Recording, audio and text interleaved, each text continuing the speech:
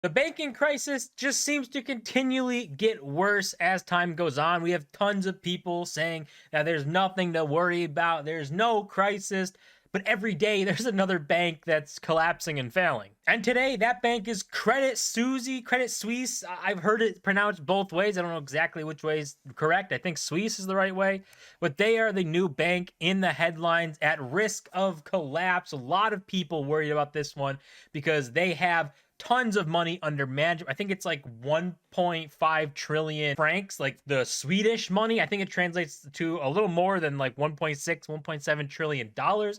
So they have tons of money under management, and they are a systemic risk of failure. If they are too big to fail, is what the Fed would say.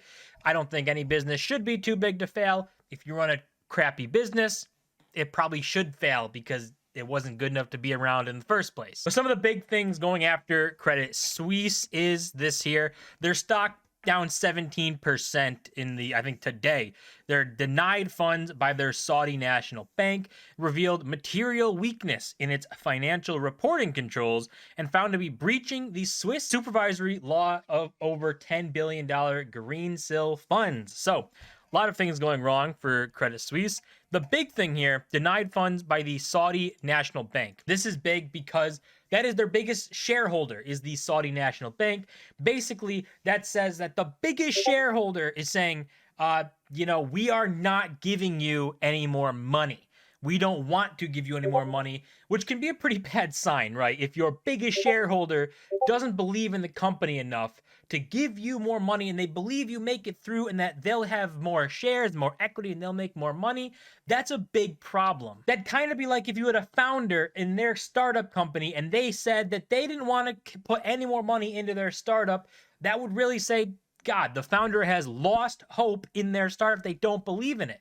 So it's not a great thing to see the biggest shareholder looking at Credit Suisse and saying, we are done with this. We are not throwing any more money at this. And their stock reflected that. We can see right here that they went down 14% today. So they opened madly down and they actually recovered a little bit. You can see up and after hours. And that's because of an announcement that came out. But we can see the month or the week down 20%, terrible. The month 25, 3 months 27. It only gets worse the more you zoom out. 70% almost.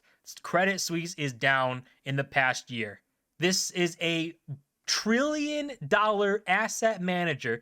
They have $1.6 trillion around there of assets under management, and their stock is just getting obliterated. And earlier today we had Credit Suisse now has a probability of default of 47%.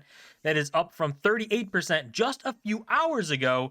And they're also offering crazy deposit rates of 6.5% to attract and retain deposits that are being moved out. So that alone is kind of crazy because, I mean, isn't that literally just a Ponzi scheme? If you have to say, offer people insane returns to try and get their money in so you can pay out people that are pulling out money now, that's like the literal definition of a Ponzi scheme. So that's pretty interesting. And we know the default is, almost 50%, which is already crazy for one of I think they're like a top 8 bank in the world. So they're a massive bank. Now this has been changed, or should be changed, because they actually did get that bailout. You see here, do we see a bailout by this weekend?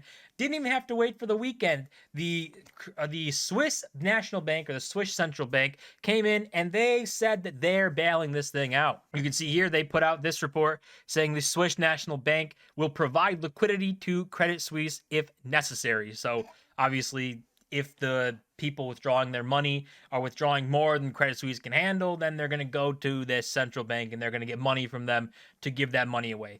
Probably very similar to the BTFP program from like the Fed and stuff.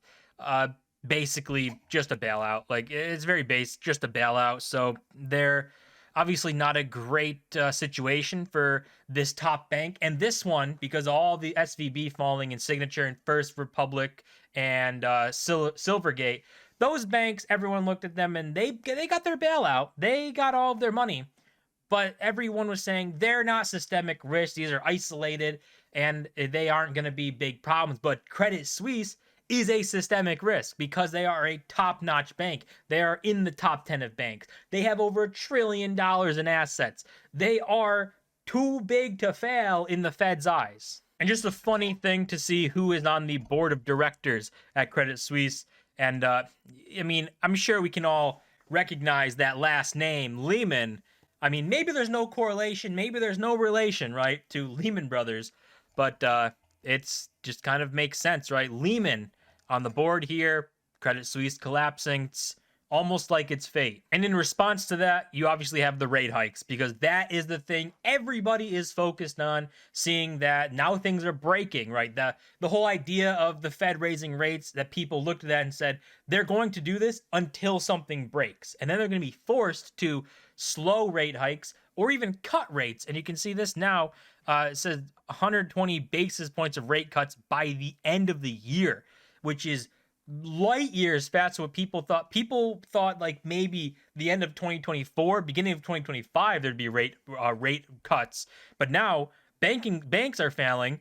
There's a whole financial crisis going on. So a lot of people are betting that they're going to be forced to cut rates probably way sooner than they would have ever thought. And you can see the evolution of this, right? This is these like charts of people, or like the market saying what they think is going to happen with rates and stuff. You can see this first chart, March 8th.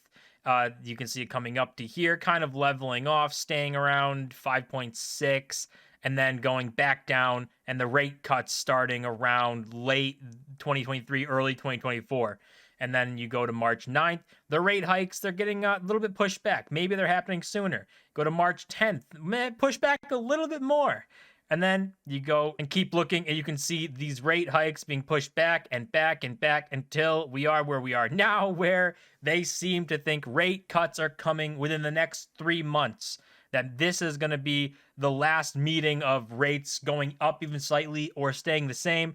And then these cuts are going to start coming in. Because after all, the financial sector, the banks, are failing. We've seen this. We've seen them already failing. They say there's no systemic risk, there's no problems, but there is systemic risk because these banks are all doing very similar things. Obviously, the big banks are probably the safest, right? They have the most amount of money and the most amount of access to liquidity, but they don't have all of the impact. If a ton of banks fail, we saw SVB, that's a major bank, it's like the 16th largest, it's still big enough to cause a massive ripple effect, massive things happening that aren't good.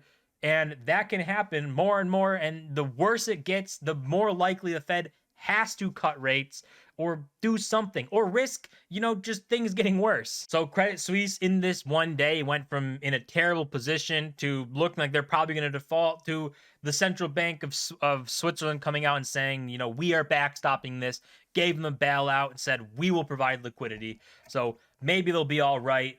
But if the central banks continue to have to do this, where's the problem end, right? This isn't solutions to a problem. These are temporary solutions, putting a band-aid on what is a massive problem and kicking the can down the road. And if people continue to panic and there's continues to be more bank runs, then the problem only gets bigger and these temporary solutions only last so long. That's gonna do it for this video. As always, don't forget to smash the like button and subscribe, and I'll see you guys in my next